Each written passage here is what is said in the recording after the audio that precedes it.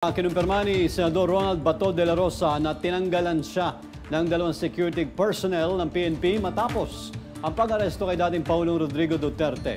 Ayon kay de la Rosa, nalaman niya lang ang pagbawi ng kanyang bodyguards pagdating niya sa Davao noong Marso 24. Gayunpaman, sinabi niyang naunawaan niya ang desisyon ng PNP at itinangging bahagi ito ng panggigipit. Wala rin naman siyang natatanggap na banta sa buhay sa kasalukuyan. Sa ngayon, ilang retiradong pulis na dati niyang tauhan ang voluntaryo nagsisilbing bodyguard niya. Alam mo na, yung mga commander din ng pulis, nag-iingat din yan. Naintindihan ko sila. Hindi ako nila ginigipit. Nag-iiwas lang rin sila, baka mamaya magka-problema sila. So, naintindihan ko, hindi sila kasama sa panggigipit.